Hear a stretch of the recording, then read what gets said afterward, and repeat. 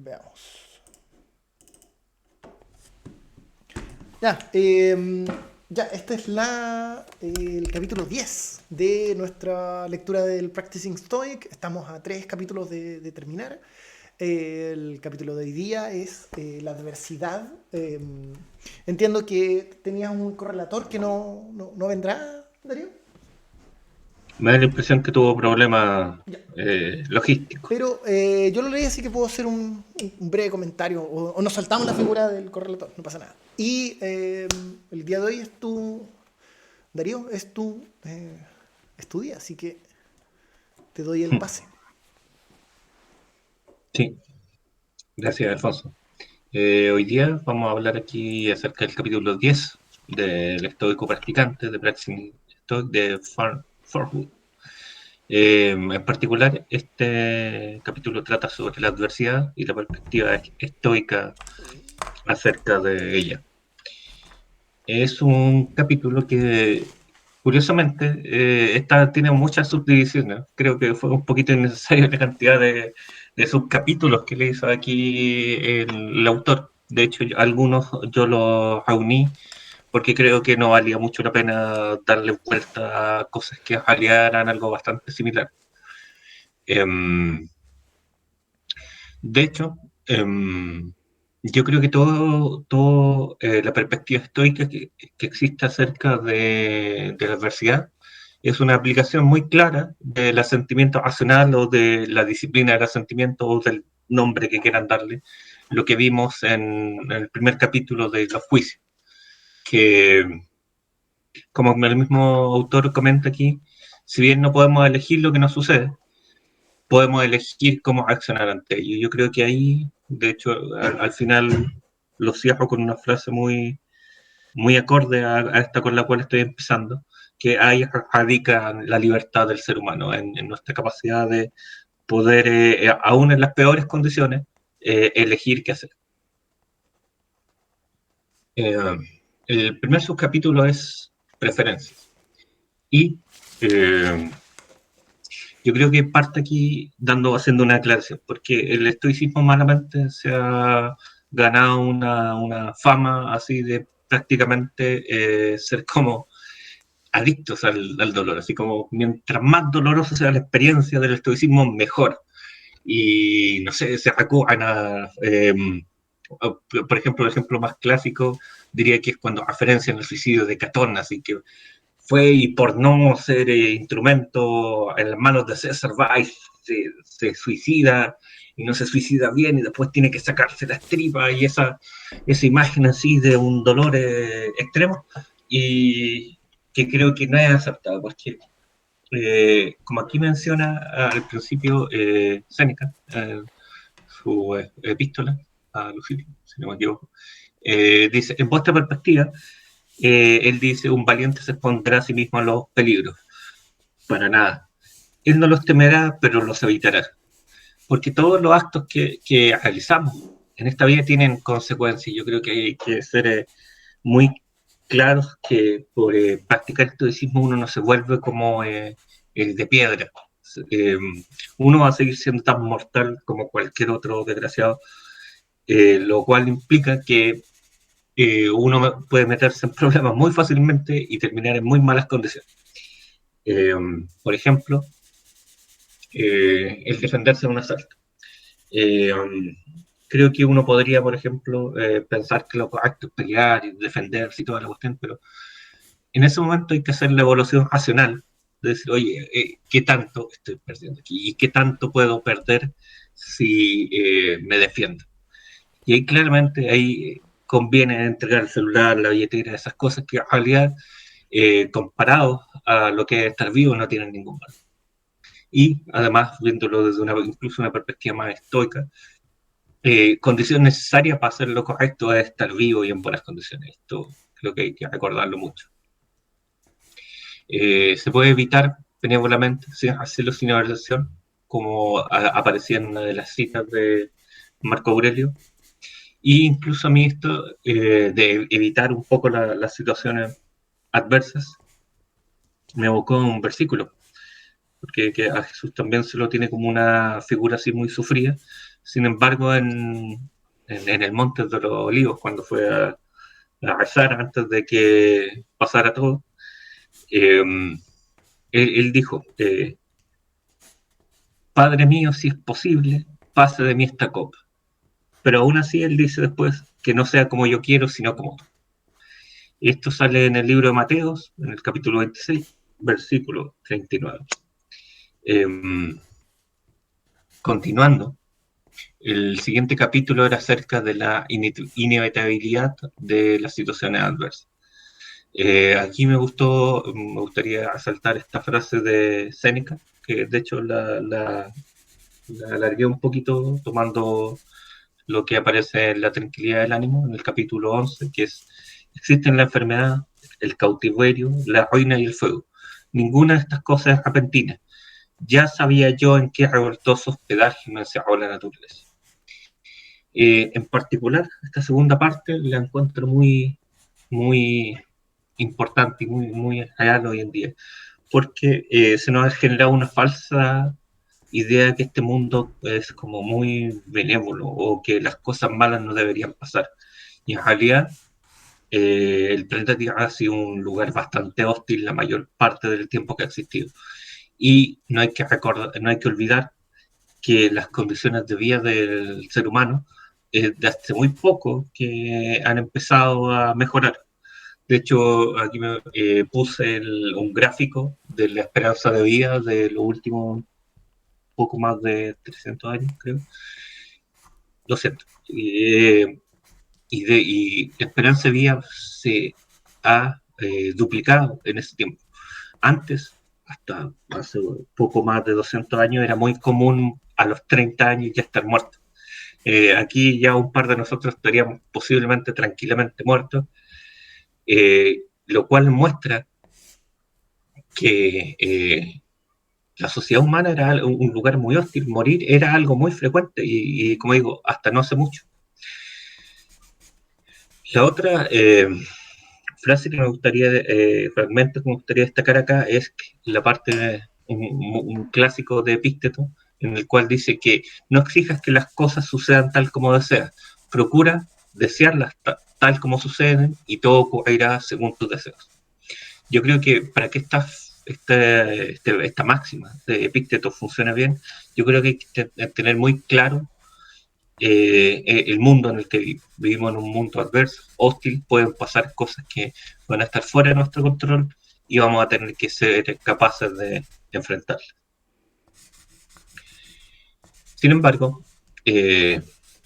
los estoicos, siempre tratando de aprovechar a su favor el tema de lo que es cambiar la perspectiva, tratan de ver incluso en las cosas negativas, en las cosas adversas, lo bueno. Aquí hay una frase de Marco Aurelio en la cual dice que porque la inteligencia derriba y desplaza todo lo que obstaculiza su actividad encaminada al objetivo propuesto y se convierte en acción lo que retenía esta acción y en camino lo que obstaculizaba este camino. Yo esta frase la veo mucho en el aspecto de que a veces mientras más difícil se ven los proyectos, lo que uno quiere hacer, más, no sé si cómo llamarlo, ¿verdad? O más vida hay en ellos. Yo creo que, de hecho, esta parte la cambié poco después, poco antes de empezar esta presentación, porque antes le había puesto que todo puede ser benéfico. Y en realidad yo creo que hay algunas cosas bastante oscuras que pueden suceder en esta vida que es difícil decir que se pueden volver benéficas, pero al menos se le puede evitar agregar dolor. No sé si vale mucho la pena mencionar el porqué del nombre de su capítulo, en el cual hacía referencia a esta varita que portaba Hermes, que tornaba en oro todo lo que tocaba. Yo creo que manejando bien lo que es esto de la perspectiva, uno puede, sí, quizás no volver oro todo, pero sí tratar de sacar lo mejor de cada situación que pasa. Además, los estoicos insisten en que nosotros estamos bien equipados para enfrentar todo lo que pase en este tiempo. En particular, todo lo asociado a la razón. La razón nos permite, ante cualquier cosa que pase, poder buscar soluciones, y eso creo que es algo que se olvida mucho, la capacidad que tiene el ser humano de, ante los problemas que surgen, siempre poder encontrar una solución. Epícteto en particular llamaba a recordar las habilidades o las virtudes que uno tiene, y que cuando se pongan a prueba, ¿cómo decirlo? Es que esto se vincula muy a los subcapítulos que vienen. Eh, Cuando se pongan a prueba será como a entrenar las virtudes, las habilidades. La frase con la que me quería quedar de este subcapítulo es una de Epícteto, del Inquiridión, del párrafo 10, que es que ante cada acontecimiento, pregúntate qué habilidades tienes para dominarlo. Si ves una mujer atractiva, hallarás que el autodominio es la habilidad que tienes para dominar el deseo. Si sientes dolor, hallarás que dispones de la fortaleza. Si te injurias, encontrarás paciencia. Acostumbrándote a actuar de esta manera, no serás arrastrado por la apariencia de las cosas. Creo que aquí igual hay que destacar mucho la última parte, que es no ser arrastrado por la apariencia de las cosas. Como comenté antes, aquí me gustaría poder mezclar dos capítulos que creo que hablan más o menos de lo mismo, que es considerar la adversidad como una zona de pruebas o como un entrenamiento. Aquí las mejores frases creo que provienen del libro de la Providencia de Séneca.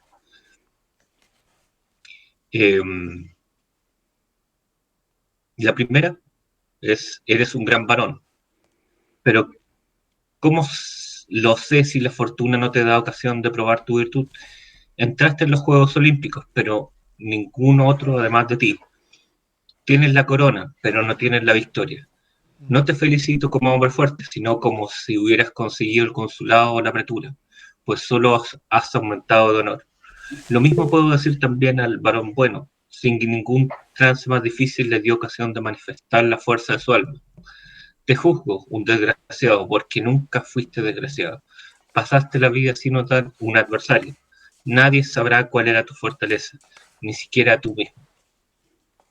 Yo creo que esta última parte es total, de una honestidad eh, completa, en el sentido de que, si bien las situaciones difíciles son complejas y normalmente cuando pasan, uno lo único que quieren es que poder terminar esa situación, creo que es efectivamente el lugar donde uno conoce sus límites.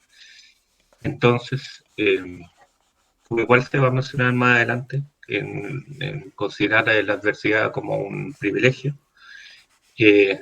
hay que ver que a través de todas estas situaciones malas, podemos ver de qué tanto somos realmente capaces. Porque creo que no es bueno quedarse como con una capacidad teórica, como decir, sí, yo soy alguien muy valiente y cuando lleguen las situaciones yo actuaré con valentía. Creo que hasta cierto punto, cuando pasan las cosas, se permite poder hacer realidad todo lo que uno cree sobre uno mismo. Como comentaba antes de que empezara el video, yo asistí recién a una obra sobre detenidos desaparecidos de la dictadura chilena.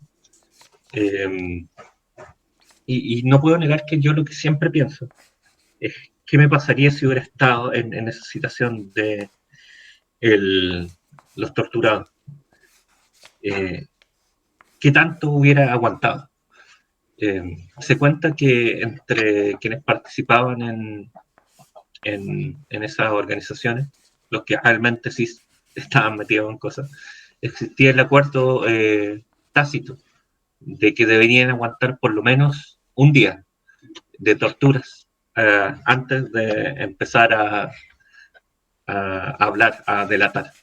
Porque al menos en ese día de tortura en ese tiempo que compraban, todos sus cercanos que pudieran sospechar, iban a tener al menos un tiempo para huir. Yo me pregunto cuánto hubiera aguantado. Me gustaría pensar que por lo menos hubiera cumplido el acuerdo. La siguiente frase que me gustaría destacar en este subcapítulo es otra del mismo capítulo de la Providencia, y es qué de maravilloso que de Dios pruebe con dureza a los espíritus generosos. Nunca es suave la prueba de la virtud, nos azota y dilacera la virtud. Padezcamos. No es crueldad, sino combate, al cual mientras con mayor frecuencia nos entregamos, más fuertes seremos.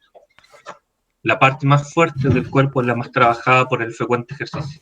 Hemos de ofrecernos a la fortuna para que ella misma nos endurezca contra sus golpes. Poco a poco nos hará iguales a ella. La frecuencia del peligro nos dará el desprecio de los peligros.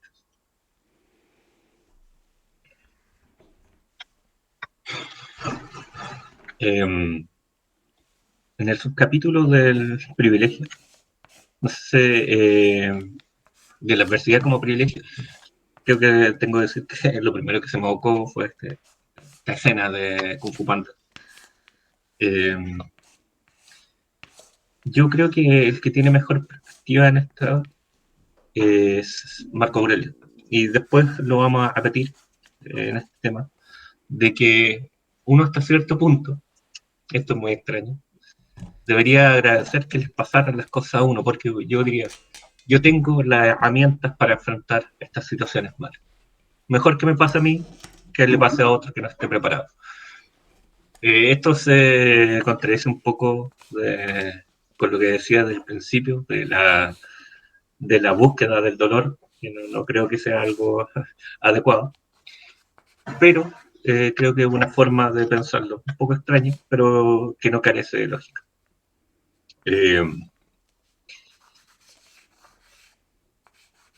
Aquí Marco Aurelio critica a los que se lamentan mucho. Yo estoy muy en contra de lamentar. Creo que en general no sirve para nada y solamente hace que la persona miserable sea más miserable de lo que ella es. La frase dice, desdichado de mí porque me aconteció esto. Pero al contrario, soy afortunado porque a causa de lo que me ha ocurrido, persisto hasta el fin sin aflicción, ni abrumado por el presente, ni asustado por el futuro. Porque algo semejante pudo acontecer a todo el mundo, pero no todo el mundo hubiera podido seguir hasta el fin, sin aflicción después de eso. ¿Y por qué entonces va a ser eso un infortunio más que esto buena fortuna? ¿Acaso denominas en suma desgracia de un hombre a lo que no es desgracia de la naturaleza del hombre? ¿Y te parece aberración de la naturaleza humana lo que nos va contra el designio de su propia naturaleza? ¿Por qué, pues, has aprendido tal designio? Te impide este suceso ser justo, magnánimo, sensato, prudente, reflexivo, sincero, discreto y libre, etc. Conjuntos de virtudes con las cuales la naturaleza humana contiene lo que es peculiar. Acuérdate a partir de ahora, en todo suceso que te induzca a la aflicción de utilizar este principio. No es un infortunio, sino una dicha soportarlo con dignidad. Somos lo que realmente hemos hecho, no lo que pensamos ser o lo que creemos ser. Habernos probado a través de adversidades nos hace realmente ser más, porque puedo decir que efectivamente cuando pasó algo supe enfrentarlo.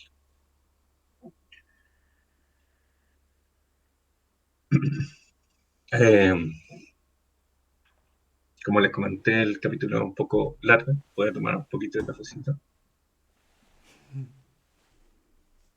Aquí también quise unir dos subcapítulos. Uno es la humildad en el juicio y el otro es la perspectiva. De hecho, la humildad del juicio lo veo como a veces no tener claro que no estamos viendo todo el conjunto de hechos. La frase aquí de Musonio Haifu, el fragmento 27, creo que lo explica bien claro. Si prefieres atenerte sobre todo a lo que convenga, no te enfades por las circunstancias, pensando cuántas cosas te han ocurrido ya en la vida, no como querías, sino como convenía. De hecho, en particular, esta frase me resuena con todas esas cosas que uno puede decir que esas cosas malas que les pasan a uno en la vida, pero que dicen que me ayudó a forjar el carácter, o cosas así se dicen normalmente. ¿Hasta qué punto, hasta qué punto nuestras personalidades incluso se han visto eh, moldeadas por todas esas malas situaciones, esas malas personas las cuales he conocido, y que cuando me he comparado a ellas he podido decir, no, es que yo no quiero ser como esas personas, yo no quiero hacer este tipo de cosas. Eh, Se dice que uno solo puede saber qué es el bien cuando ha conocido hasta cierto punto qué es el mal. Y yo creo que a veces tener vías adversas permite tener mayor perspectiva de cómo es la vida realmente. Aquí hay otro consejo bien práctico de Epícteto respecto a la perspectiva en cuanto a la adversidad. Dice, la voluntad de la naturaleza puede ser conocida por acontecimientos similares. Por ejemplo, si el sirviente de un vecino rompe una copa o algo similar, nuestra tendencia es decir, estas cosas pasan. Asegúrate de reaccionar de la misma forma cuando sea tu sirviente y tu copa la que se rompe. Aplica esto en forma similar a acontecimientos más importantes. ¿Ha fallecido el hijo o la esposa de algún otro? Todos dirán en un caso así, es el destino humano. Pero cuando es el propio hijo quien fallece, las exclamaciones son, oh, qué desdichados soy. Deberíamos recordar cómo nos afecta la misma noticia cuando se trata de eso.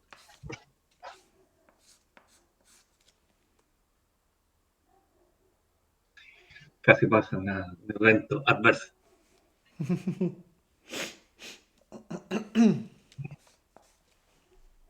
¿Qué iba diciendo acá? Um, Perdí el... Pasemos al siguiente.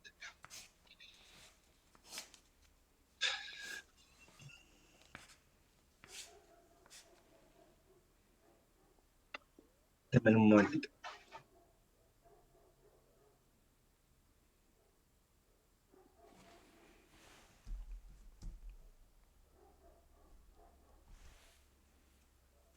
Ya. Ya.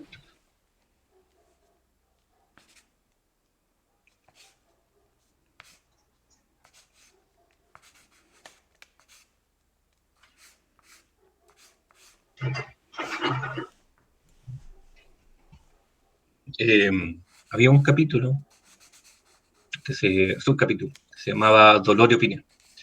Creo que aquí la parte más rescatable es una frase de fragmento de Marco Aurelio, de las Meditaciones, libro 7, en el cual de hecho referencia a una máxima de Epicuro, por eso me gustó bastante, que dice, ni es insoportable el pesar, ni eterno, se acuerda sus límites y no imaginas más de la cuenta.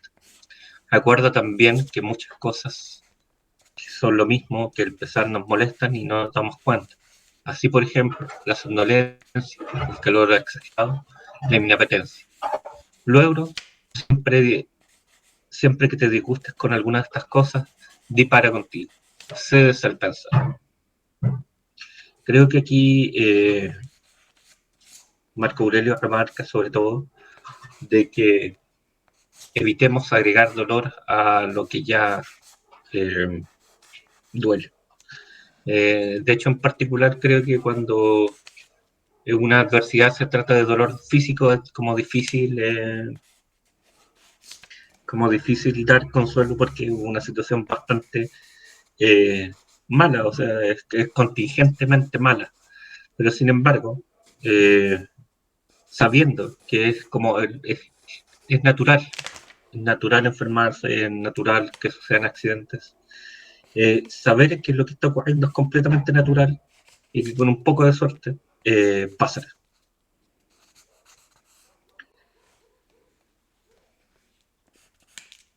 Los últimos dos capítulos que me interesó que resumen, es anticipación y adaptación.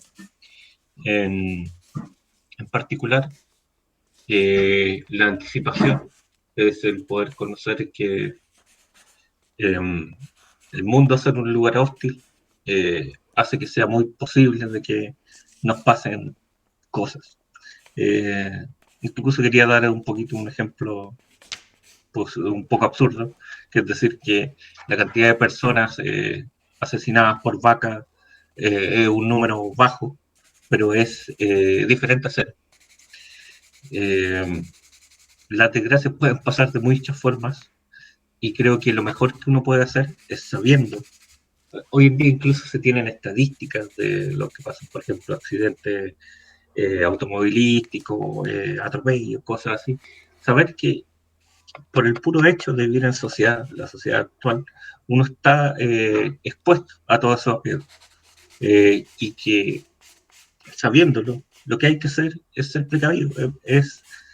Suena a perogrullar, pero estas cosas pasan porque hay gente que realmente no se preocupa, no mantiene su atención en lo que está haciendo. Nosotros hace poco estuvimos en una capacitación de seguridad industrial y no, que hay la cantidad de accidentes y muertes estúpidas que pasan en lugares de trabajo. Y toda esa gente pensó, no, esto a mí no me va a pasar. Y le pasó. Tenemos que evitar de pensar así. Eh, Aquí hay una frase de Cicero, de las cuestiones circulares, que es, no cabe duda de que todas las cosas que se consideran malas son las más pesadas por no haber sido previstas. La excelencia y la naturaleza divina de la sabiduría consiste en ver de cerca y conocer a fondo todos y en los asuntos humanos y en no sorprenderse cuando algo sucede y en pensar que no hay ningún acontecimiento que no haya sucedido y que no pueda suceder. Eh, Respecto a la adaptación, iba a poner una frase que de hecho hace no mucho cuestionamos bastante cuando leemos de la tranquilidad del ánimo. Y era efectivamente la frase de que hay cadenas de diferentes tipos. Eh, Podríamos cuestionar la veracidad de esas cadenas, de esa comparación, de esa metáfora, pero en una última traducción que estuve leyendo, esa frase terminaba con un ¿qué más da? Y lo encontré, pero hasta cierto punto muy preciso. El haber nacido en este mundo hostil, de hecho, recordando a Leibniz, que decía que esta era la mejor de las realidades posibles, y cuando creo que es mirar por la ventana y darse cuenta que no, tienen que haber habido muy pocas posibilidades para que esta haya sido la mejor, sabiendo que estamos expuestos y que tenemos muy poco que opinar respecto de la hostilidad del mundo y del mismo universo frente a nosotros. ¿Qué más da? O sea, está completamente fuera de nuestro control. Podemos adaptarnos a ella, prepararnos, ser precavidos, pero está completamente fuera de nuestro control. Al menos lo que sucede. Y aquí quise traer una frase, la que comentaba al principio, que iba a sonar mucho, que es una frase de Víctor Frank, que si bien no es un autor del estoicismo clásico, creo que reúne muy bien, eh, asume muy bien la actitud que hay en el estoicismo frente a la adversidad, que es entre el estímulo y la respuesta es un espacio. En este espacio se encuentra nuestro poder para elegir la respuesta. Nuestra respuesta descansa nuestra libertad y nuestra capacidad de crecer como personas. Había traído, por lo menos, un ejemplo, pero lo estuve pensando y es que es muy burdo, pero creo que va a servir para ver que todo esto es disciplina del asentimiento, más que nada. De hecho, lo traje porque me pasó hace bastante poco que perdí una micro y me di cuenta a, no iba a poder llegar a la hora. de lo que deseaba llegar. Y en realidad, evidentemente, la primera impresión que uno tiene no es agradable. No es agradable porque se siente hoy de, yo quería hacer algo, tenía un plan y ahora ese plan no se va a cumplir. Y lo que es peor, uno siente que está perdiendo el tiempo. Y yo creo que eh, a partir de esa protoemoción que surge, uno tiene que realmente preguntarse, ¿es tan grave esto? Yo creo que igual, digo un ejemplo muy general, a veces uno puede estar esperando el transporte colectivo por algún motivo bastante grave y perderlo puede ser bastante grave, pero eh, todo ese tiempo que uno podría sentir que perdería, está en uno, o sea, está en uno aprovechar incluso esos imprevistos, esas malas situaciones y, y, no desperdiciar el tiempo que hemos tenido pese a que, no sé, nuestros planes ideales no se cumplen. Y no dejarse llevar por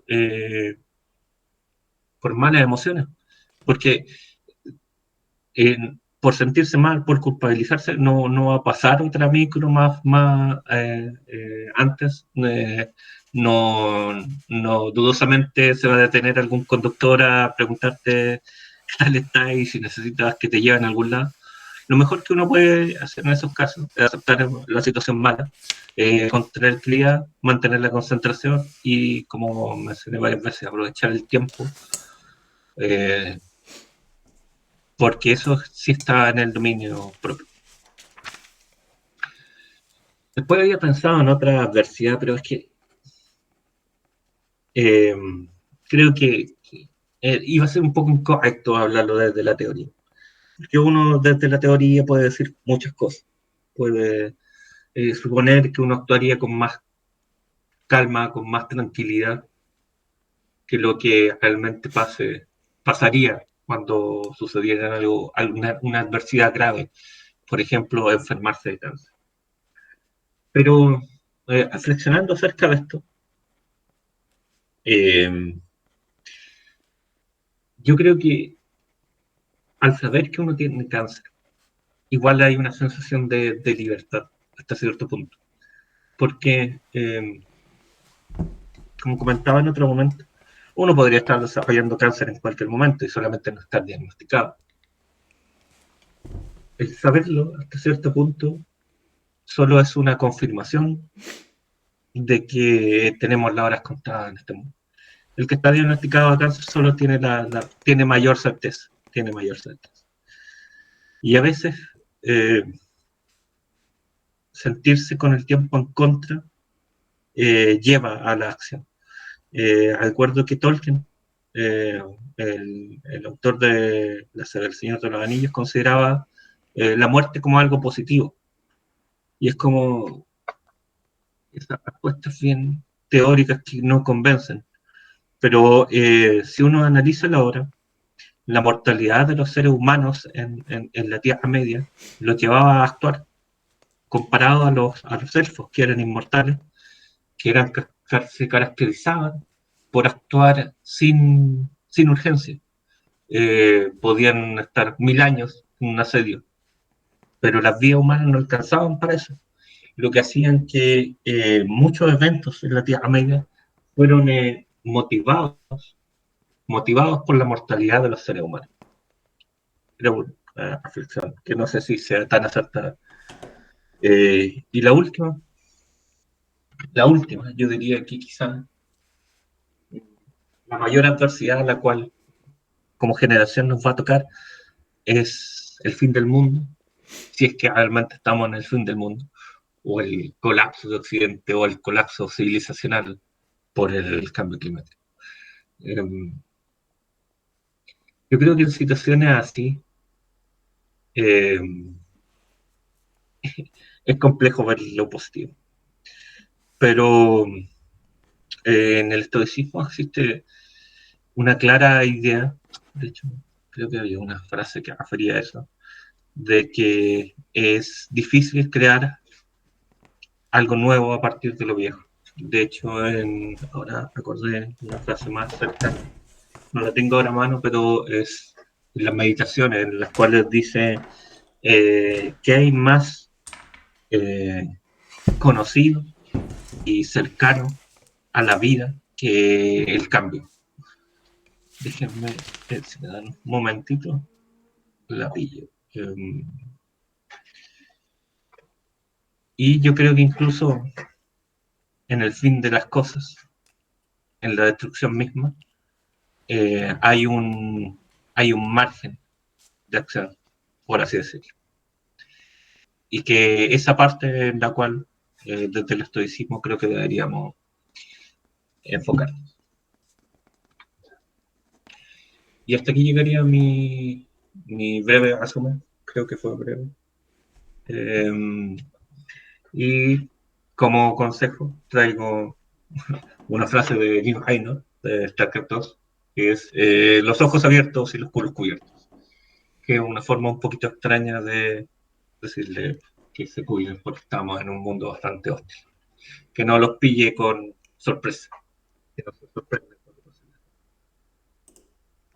Aguante.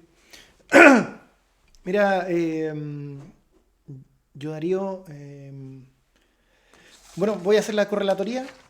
Primero que todo agradezco tu presentación, pero quisiera hacer como un par de, no sé si aclaraciones, pero como valoraciones de ciertas ideas. Eh, esta frase que es muy, muy conocida, el no podemos escoger lo que nos ocurre, pero podemos escoger cómo reaccionamos a ello. eh, a mi lectura presenta una de las facetas del estoicismo. Típicamente, del estoicismo como mucho más práctico, y son estos eslóganes que uno puede mover muy rápido y que se comprenden de alguna manera y tienen como un fin pedagógico. Pero considero que tienen un error fundamental que creo que es necesario dilucidar. Eh, si bien está, tal como presentabas tú, proviene de del el hombre en busca del sentido, esta figura de Viktor Frankl, y tiene sentido en ese contexto. Viktor Frankl no es un estoico.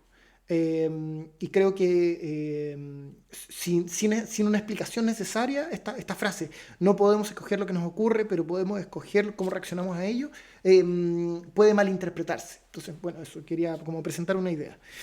Eh, por ejemplo, dice, no podemos escoger lo que nos ocurre. Es verdad, lo que en el ahora ocurre, es verdad que no podemos escogerlo. Pero, como bien señalaste en otro momento, uno sí puede planificar, puede coordinar y puede hacer trabajo diario mediante hábitos para evitar ciertas condiciones. Por ejemplo, no fumar, por ejemplo. Yo realmente no puedo hacer que no me dé cáncer, por ejemplo. Pero sí puedo evitar las carnes rojas, los embutidos, fumar o cualquier tipo de combustión.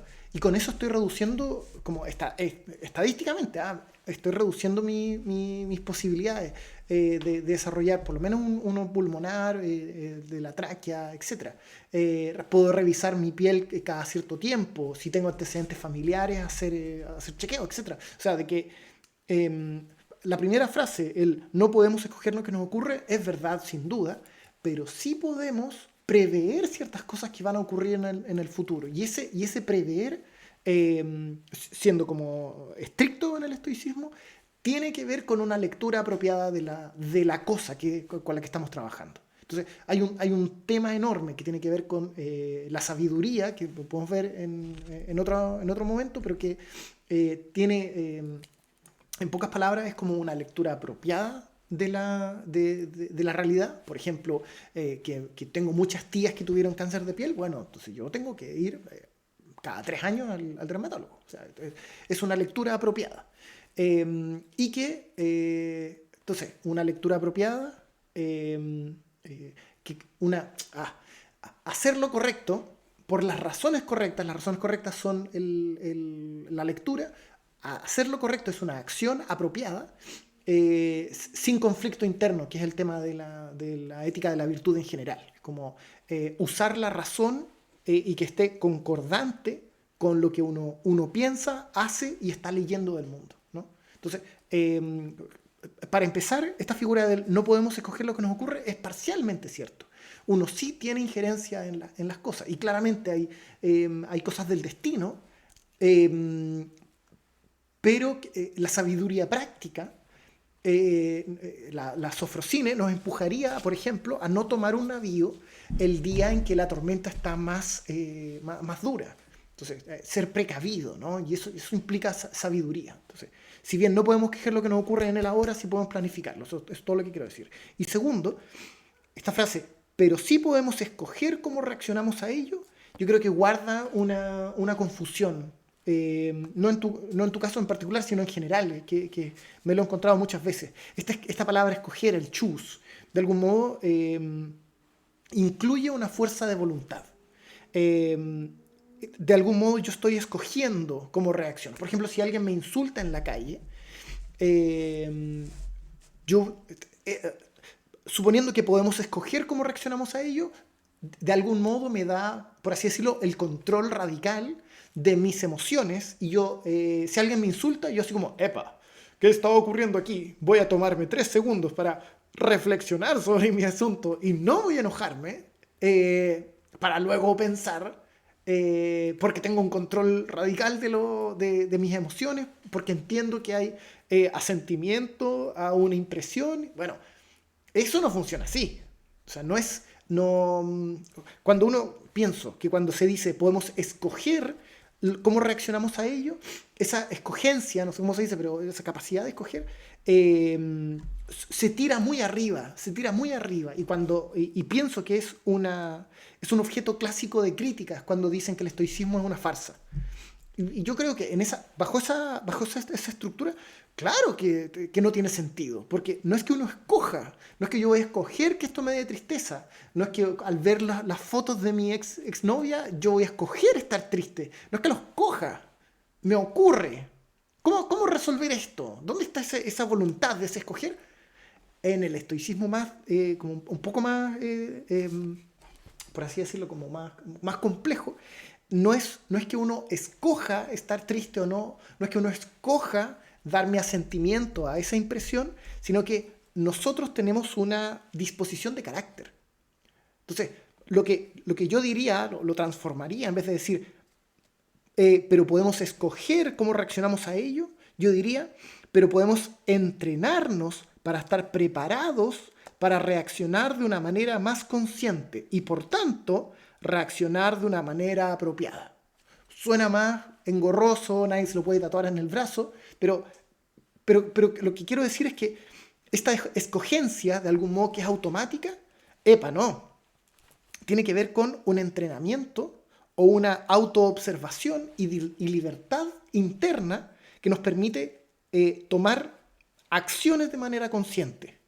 Y estas necesariamente pasan por una disposición del carácter. Sí, espero no estar como extendiéndome demasiado, pero si recordamos este ejemplo en el que Crisipo explicaba esta de la codeterminación, hacía este ejemplo del qué pasa si uno está empujando un cubo, ¿no? Empuja un cubo, se arrastra y tiene todo un problema. Pero si uno empuja un cilindro, este va a rodar. Entonces la pregunta como de filósofo, como de primaria, dice como, ya, ¿cuál es la diferencia? Porque es que el cubo y el cilindro, con el mismo empuje, tienen un efecto distinto por su estructura interna. No es la condición. Oh, dice que la llamada terminará en 10 minutos. Qué brígido. ¿Puedes hacer, Darío, una segunda llamada y poner el link y después nosotros? Entonces, lo que quiero decir es que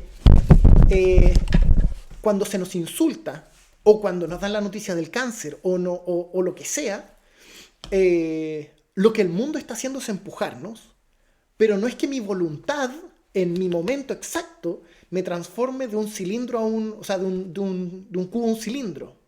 No, es que uno tiene cierta disposición entrenada.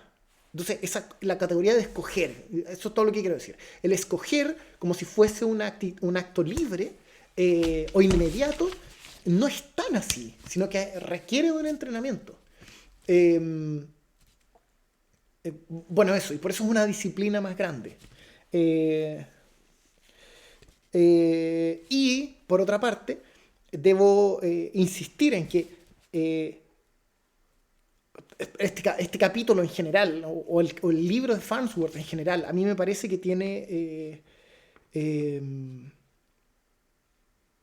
como que utiliza una figura que a mí siempre me ha llamado o puesto como en tensión. Esto de que ¿cómo lo dice acá? Eh, dice... eh, dice...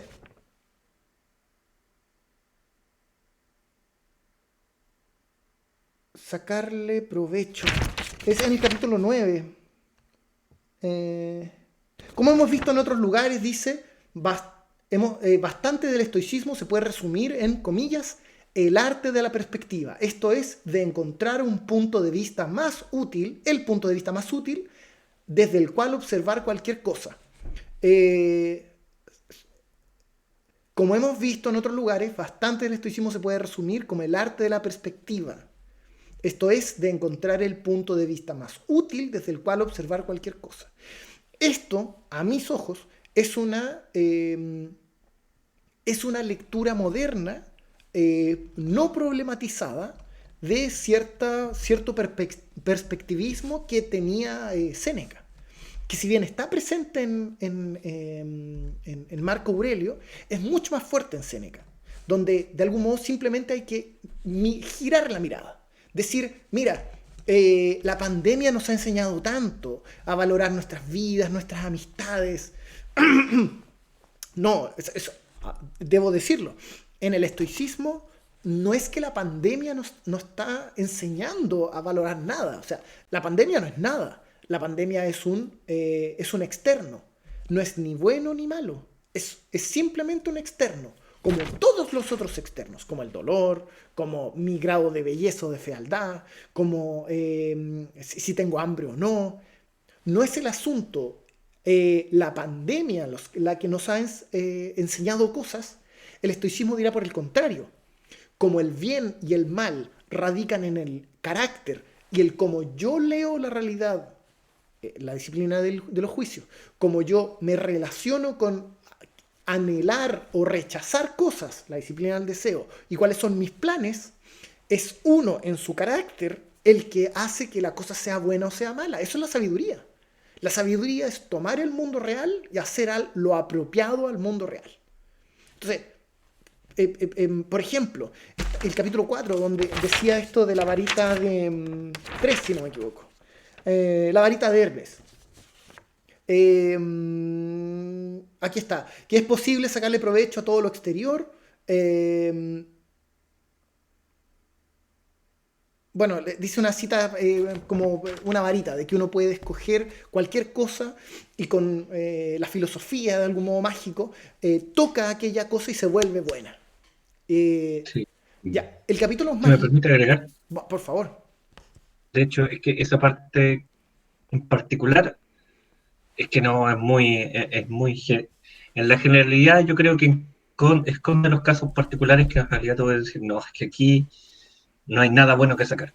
Y aquí tratemos de que pase lo más rápido posible y no le agreguemos dolor. Eso es lo único que uno puede decir. Pero es que son situaciones muy malas y ahí incluso mejor no entremos en detalle. Lo que quiero decir es que en estos eventos, por más drásticos que los que vayas a proponer, en el estoicismo como canon, por así decirlo, ni esos eventos son buenos, ni esos eventos son malos. Lo único bueno o malo es el uso apropiado de las representaciones, es decir, en la lectura correspondiente de la cosa.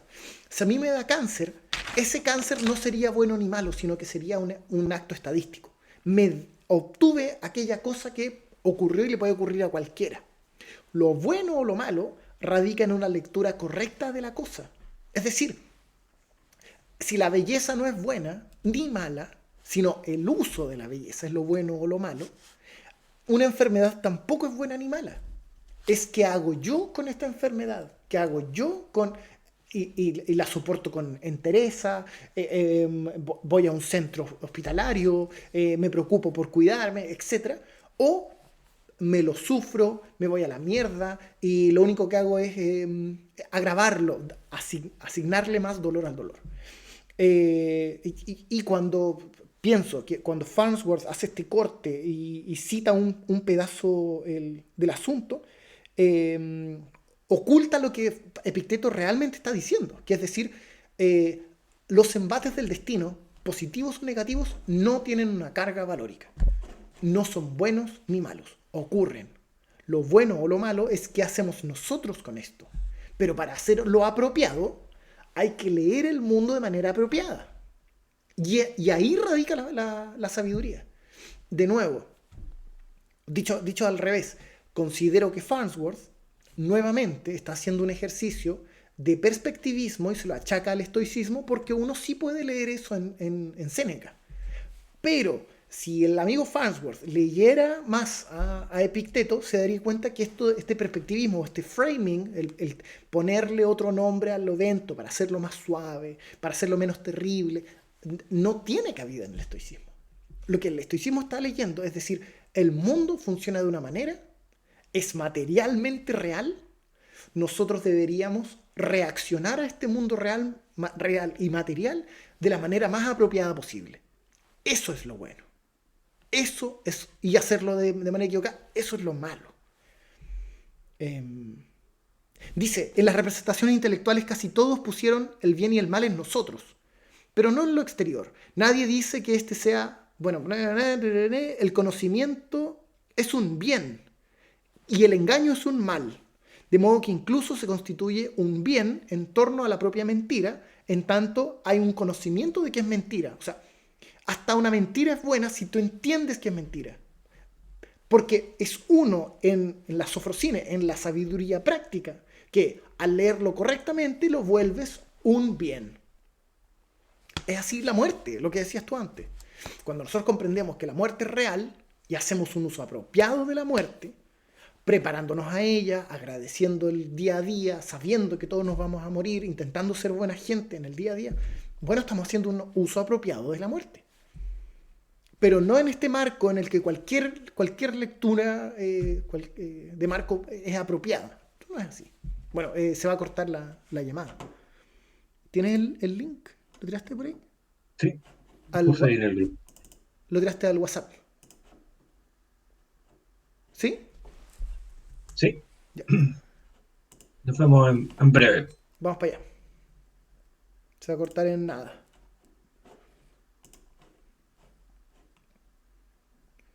Trututum. Acá.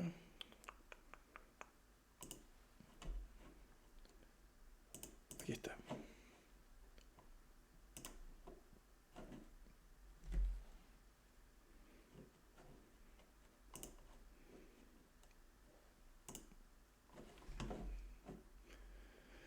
Very well then. Ya que estaba grabando para el futuro, el capítulo, bueno, es el 20. Mira, yo Darío, aprovechando que estamos en esto, son tres páginas. Yo incluso leería este capítulo 3, el 3 entrada 20 de las disertaciones de Epicteto, o a menos que sea muy pajero. ¿Lo tenéis por ahí? Aquí mismo, preparado. Vale. Con toda la confianza del mundo. Pulento. Dice que es posible sacar provecho de todo lo exterior, que es el punto de la adversidad, lo que está presentando Farnsworth. Dice Epicteto, o sea, Arriano, a nombre de Epicteto, en una clase de él, dice: en las representaciones intelectuales casi todos pusieron el bien y el mal en nosotros, lo que es correcto, pero no en el exterior. Nadie dice que el que sea de día es un bien y el que sea de noche es un mal, ni que el que 3 sea 4 es el mayor de los males, un error de lectura porque 3 no es 4, sino que el conocimiento es un bien, que el engaño es un mal, de modo que incluso se constituye un bien en torno a la propia mentira, dice, el del conocimiento que es una mentira. Debía ser así también en la vida, comillas, ¿la salud es un bien, la enfermedad un mal? No, pues hombre, sino que el gozar honradamente de la salud es un bien y vilmente un mal. De modo que también de la enfermedad se puede sacar algún provecho. Comillas, Dios te valga. Es que de la muerte no, ni de una mutilación. ¿Te parece que sacó propio provecho Meneceo cuando murió? Ojalá sacara uno tanto provecho de hablar como sacó aquel en su acción. Vamos, hombre, dice. ¿No preservó su condición de patriota, de hombre generoso, leal y noble? ¿No habría echado a perder todo eso de conservar la vida? ¿No habría conseguido lo contrario? ¿No habría tomado la condición de cobarde, de innoble, de odiar a su patria y aferrarse a la vida? Vamos, ¿te parece que obtuvo poco provecho al morir? No, pues sí que sacó mucho provecho el padre de Admeto, viviendo tan innoble y desdichadamente. Dice, ¿acaso no murió más tarde? Dejad, por los dioses, de admirar la materia, dejad de haceros a vosotros mismos esclavos, primero de las cosas, luego por causa de ellas también de los hombres que pueden conseguírosla o quitárosla. Cierra comillas. ¿Se puede entonces sacar provecho de esto? De todo, dice Epicteto. Y también del que insulta. ¿Cuánto aprovecha el entrenador del atleta? Pues muchísimo. Y este se vuelve entrenador mío, entrena mi capacidad de aguante, mi docilidad, mi mansedumbre. No, sino que aquel, al cogerme del cuello y colocar mi espalda y mis hombros, me procura provecho, y el maestro de gimnasia me hace el bien al decirme, alzad el tocón con las dos. Y cuanto más pesado sea, tanto más provecho saco yo. Si alguien me entrena con la docilidad, ¿no me aprovecha?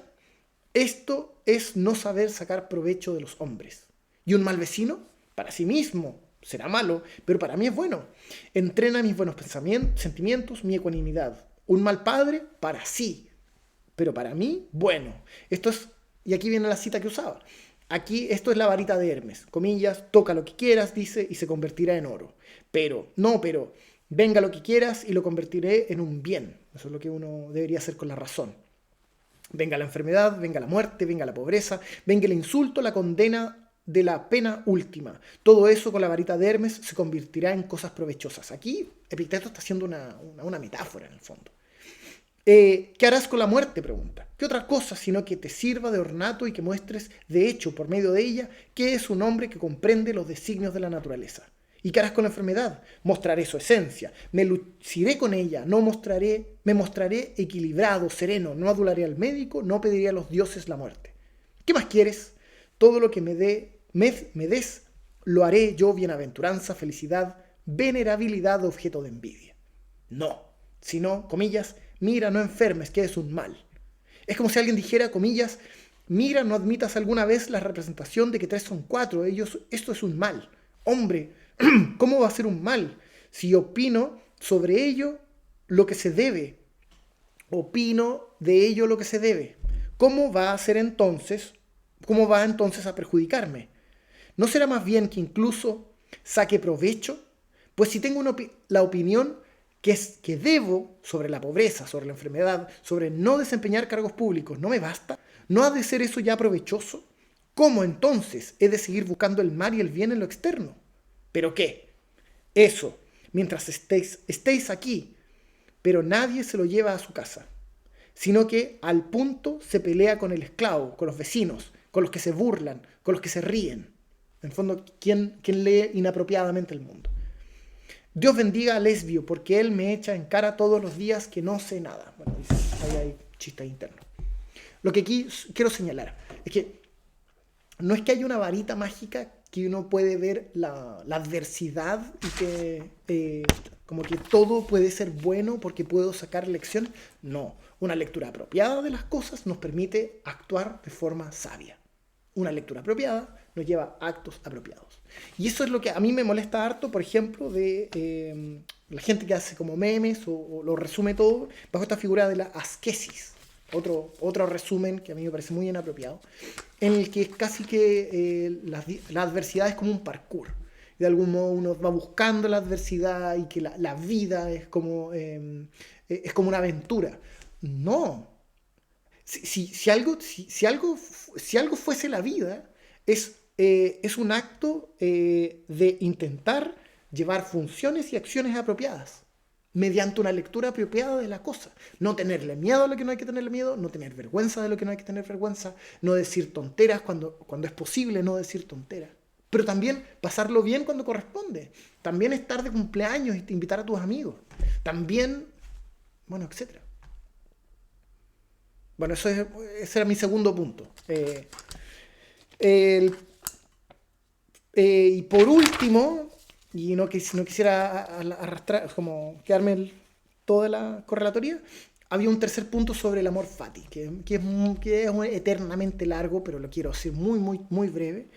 En Nietzsche, el amor fati está necesariamente vinculado al eterno retorno. ¿Por qué? Porque no hay un orden cósmico que ordene bien las cosas, sino que todo es una caída eterna, una lucha de voluntades y un dolor y un sinsentido de un derroche de energías, sangre y vidas. Entonces lo único que nos queda es pensar que esta vida va a ocurrir eternamente y que en vez de quejarnos como hacen los hombres débiles en el fondo, de que ay, la vida es difícil, no puedo hacer lo que quiero, etcétera, etcétera, forzarnos a nosotros mismos que vamos a vivir, forzarnos a nosotros mismos de pensar que vamos a vivir esta vida eternamente y que en el 124, si no me equivoco, que esta famosa figura del demonio que viene a decirte que vas a vivir una vida eternamente, bla, bla, bla, la misma estrella, la misma araña que está ahí, la misma telaraña, la misma luna, yo mismo aquí que estoy hablando, etcétera, el mismo demonio, etcétera. Y forzarnos a nosotros mismos a pensar, epa, si yo voy a vivir esta vida eternamente, ¿qué tipo de vida debería yo estar afirmando de tal manera que yo diga, Dios mío, nunca había escuchado algo tan hermoso? Demonio, eres lo máximo. Gracias por darme como este regalo de que voy a vivir eternamente, si es que mi vida está siendo como afirmativa. Esta es la salida que tiene Nietzsche porque no hay un orden cósmico. El amor fati estoico es radicalmente distinto. Primero, no está centrado en el eterno retorno. O sea, no tiene que ver con... Existe el tema de la conflagración en el estoicismo, pero no está vinculado. Sino más bien tiene que ver con que hay una razón cósmica ordenada, global, que tiene sentido. Entonces, el amor fati estoico sería un consentimiento a la racionalidad cósmica de un mundo ordenado. Es decir, hay una correspondencia entre mi razón individual y mi interna y una razón externa, porque tiene sentido el mundo. Entonces, yo sí estoy queriendo que la razón universal, que es buena, justa y providencial, me arroje lo que quiera. Cosa que uno puede ver harto en Epicteto. En Séneca está más como una figura del destino, como que... La verdad no soy experto en Séneca, pero no sé si es que existe como tal teología como sí está en Epicteto. Pero de nuevo, son figuras radicalmente distintas. En una, el mundo es desordenado y lo único que me queda es afirmar mi individualidad y mi voluntad. Y en el estoicismo, este amor fati que no corresponde, de nuevo una categoría inventada por Nietzsche, tiene que ver con una aceptación y un consentimiento a la racionalidad de un mundo ordenado, bueno, justo y providencial. Entonces hay como un cobijarse en el universo que tiene sentido. Y como es racional, universo, dame todo lo que quieras, porque tú eres racional. Yo soy parte de tu equipo, porque yo también seré racional contigo. Entonces, una es una salida a la desolación y el otro es como un rezo religioso. Eso.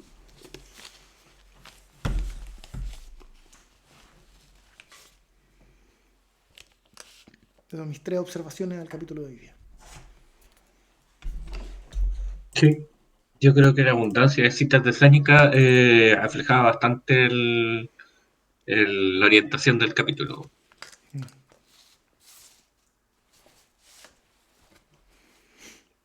Si tuviera que subrayar algo, es que yo no pienso que el mundo o la adversidad del mundo deba ser como mirada con ojos buenos, sino que con ojos sensatos. Y que a lo que nosotros apostamos es a llegar a un punto, comillas, de sabiduría, en la que uno puede hacer un uso apropiado del escenario en el que uno está jugando. Es como, si tuviera que hacer una analogía, es como ser un jugador de ajedrez de tal punto en el que si tú ves una posición, saber qué hacer. Entonces uno ve el diario y aparece una posición y dice, mira, yo haría esto. Miras otro libro, y en esta yo haría esto.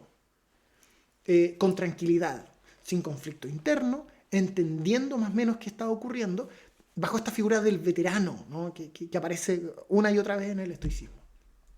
Que no te pille por sorpresa la cosa aquella. Prevéelo de antemano e intenta elaborar cursos de acción que sean sensatos con respecto al escenario que se te presenta. Claro, en el estoicismo tradicional este escenario es bueno, justo y providencial. Eso es un asunto. Pero el estoicismo moderno, Alfonso, se te designó, o sea, tienes tal enfermedad que es terrible.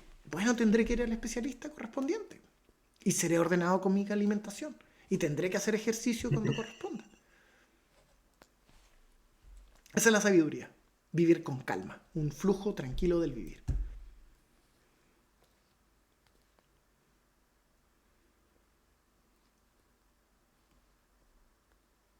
Me alargué mucho, disculpa, Darío.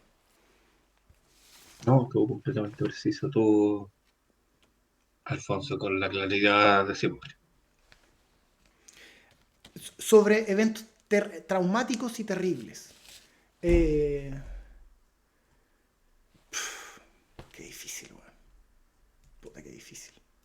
Igual, en Conce es muy famosa esta compañía de teatro, la otra zapatilla, que hace el Víctor un canto para alcanzar las estrellas. Yo la he visto, no sé, 3 veces ya, 4 veces. No paro de llorar. Es una obra preciosa. Y mis padres, bueno, mi padre falleció, pero mi madre tiene 74 años y vivió en el golpe cuando tenía 22, 23 años. Entonces, claramente yo me he propuesto ese escenario. Como, bueno, si yo tuviera 20 y pocos años y hay un golpe de Estado, ¿qué mierda se hace? De hecho, en sociología era como el tema de conversación con los hueones en los pasillos. Teníamos compañeros de izquierda y debatíamos. Puta, ¿qué se hace? ¿Cachai? Y más de uno decían que iban a ser revolucionarios, más de uno en la clandestinidad, etcétera, etcétera. Y también otros decían que nos cagábamos de miedo nomás, pues, si somos cabros. Como dijiste tú al principio, yo diría que el estoicismo no es un asunto de sufrir dolor y escoger el dolor. Si es posible hay que evitarlo, pero sí pienso que van a haber circunstancias en las que estamos cagados, pues. Y resistir. Y resistirlo hasta que se pueda. Y si nuestra vida vale más muerto, pues tendrá que hacer así. O sea, no... yo he hecho idioteces en mi... No sé si idioteces, pero he sumado y restado y he llevado a cabo actos que son de un dolor enorme. Sumando y restando, bueno, esto es lo que se tiene que hacer. No tengo otra alternativa. Y esto se hace. Creo que trabajar es uno de los grandes dolores de la sociedad actual. Darse cuenta que hay que trabajar. Sí.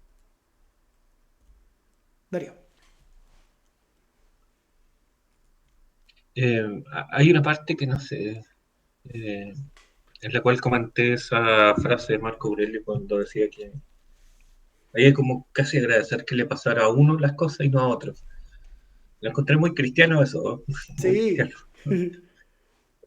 Porque tiene cierto sentido, pero cuando pasa no es tan agradable. Y además, hasta cierto punto, igual eso es algo externo.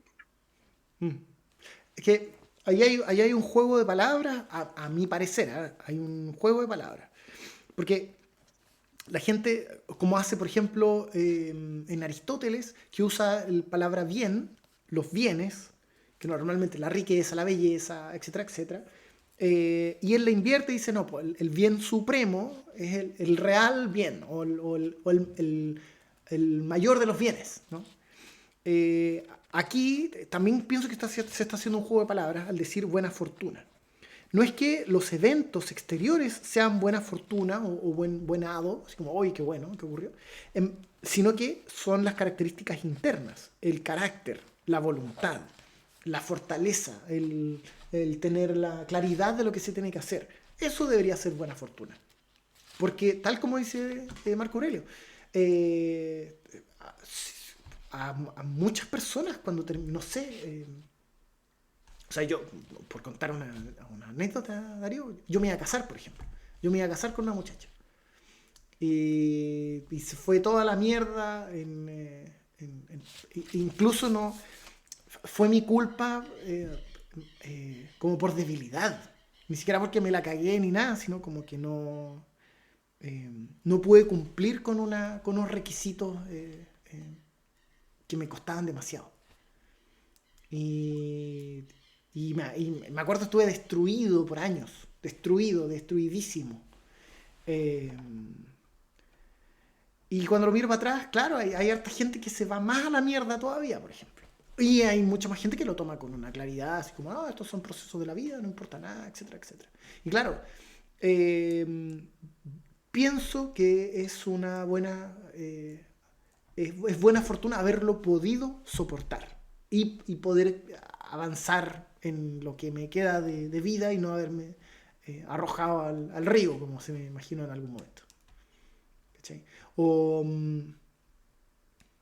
bueno, la gente que naufraga en sus negocios, por ejemplo. Hay cuánta gente que se va a la mierda porque tenía una panadería o un restaurante o lo que sea y llega la pandemia, lo arruina todo y su vida acabó. Mi vida, me han dicho que esta vida mía se acabó. Y, y si uno tiene la resistencia suficiente, uno tiene la claridad suficiente de propósito, o, o al revés, te das cuenta que las weas de afuera no son ni buenas ni malas, sino el cómo uno lo usa o cómo te relacionas con esa wea, es lo bueno y lo malo. Y lo tomas bien, o resistes cuando menos, eso es buena fortuna. Sí. Eso, buena Yo fortuna. creo que hasta cierto punto, cuando uno pasa por cosas malas, realmente se sensibiliza respecto a eso Mm. y puede hablar como con propiedad, porque a veces tratar de conmiserarse con alguien que uno en realidad no ha estado en esa situación o en algo similar, eh, se queda en la palabra, Mm. se queda en la palabra. Cuando uno ha compartido un dolor, creo que se puede hablar con una cercanía, con una fraternidad, Mm. que a veces lo que habilita es poder buscar solucionar los problemas. Porque igual creo que hay que remarcar de no quedarse solamente en el soportar, en el tolerar, que si hay algo que está mal hay que cambiarlo. También hay un llamado a la acción. No, no es solamente soportar las cosas malas, sino que acabarlas en ser lo posible. Sí, Y de hecho, a veces uno al pasar por la injusticia entiende realmente por qué las injusticias no tienen que seguir produciéndose. sí. Yo Aunque creo que es una forma bien utilitarista de agarrar las cosas. Pero no, o sea, puede ser, ¿ah? Puede ser. Pero pienso que si hay un llamado, como decía antes, como la figura del ajedrez, te presentan un mapa. ¿Qué se hace en ese mapa? Puta, hay que hacer estas cosas. Pues. Si te toca jugar, no podéis decir pasos, en el fondo. Eso es lo más interesante del ajedrez. Tienes que actuar. No sé, en uno de mis trabajos limpiábamos habitaciones en un hotel. Y limpiábamos, era terrible. Y un mes los locos se quedaron con parte, eso le contaba al Epicuro antes, se quedaron con parte de nuestro ingreso y a uno de los cabros no le pasaron, no le pagaron.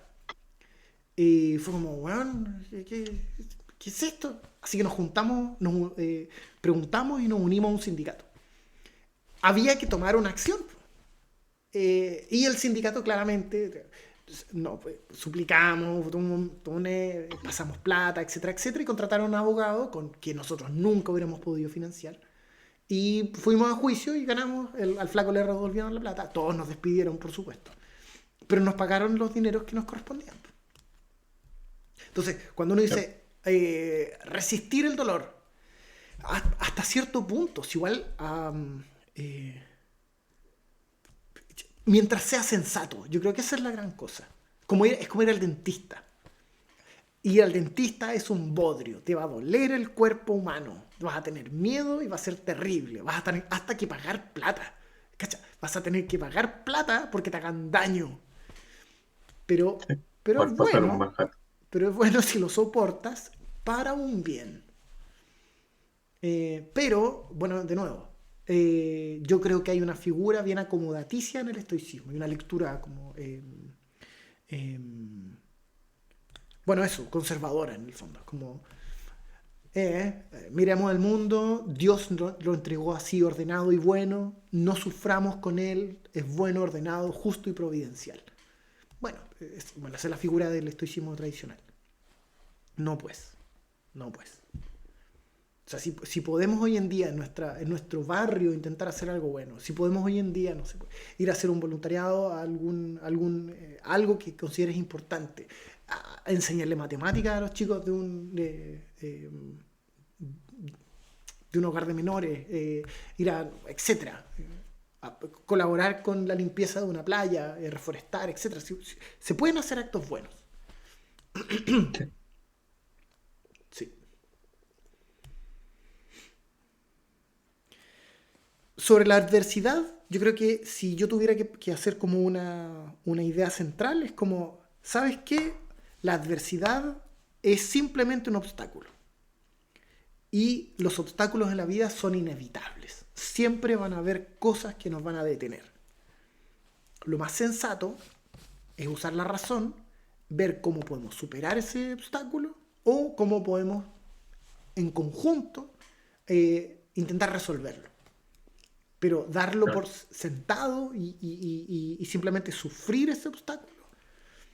Van a haber veces que sí, pues. O sea, en el fondo, no sé, el cambio climático y nosotros que tenemos, no sé, 30 y hartos años, nos van a tocar vejeces difíciles, pues. Puta sí, puta sí. Pero quizá podamos ahora, por ejemplo, empezar a hacer ejercicio y llegar bien alimentados, ¿cachai?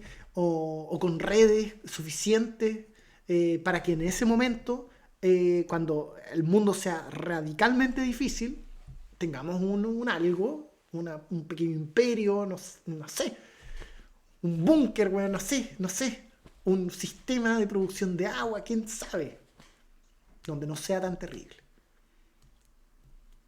Sí.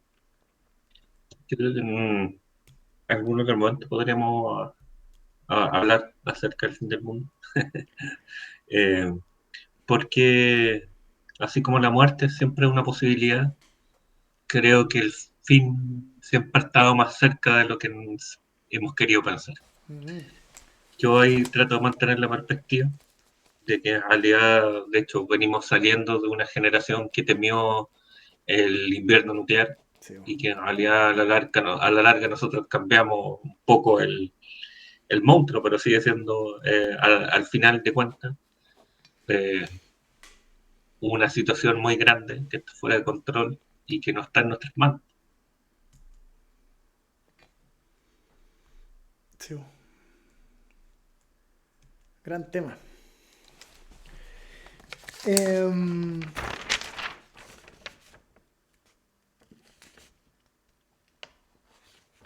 la verdad, esos eran mis tres asuntos. Sí, Que no es que escojamos, sino que tenemos una disposición de carácter que nos permite reaccionar de una manera más consciente. El problema del amor fati y esto el leer apropiadamente las cosas. De que no es, bueno, eso, que buena fortuna es leer de manera apropiada la realidad, intentar elaborar eh, planes apropiados a esa realidad que leímos bien. Me cae bien Farnsworth, pero pienso que queda como, en general queda chico, pero me cae bien. Sí, de hecho es un muy buen acopilador si tenemos que rescatarle algo. Pero yo en particular este capítulo siento que le dio demasiada vuelta a muchos temas que pudieron haber sido más para adelante, ¿no? Mm, así es. Eh, yo estoy listo si tienes algo más que agregar, si no, podemos cerrar. No, dejémoslo hasta aquí. Igual ya es tardecito. Es tarde son. Ya, Darío, voy Gracias por la a... paciencia. Sí, dale, bacán. Nos quedan pocos capítulos, la verdad. Estamos al cierre. Y vamos a tener que ver cómo Sí, conseguir grabaciones que sean más largas, o sea, sesiones online. Ahora parece que Meet nos está limitando a 1 hora. Prígido. sí, pero igual creo que no es tan incómodo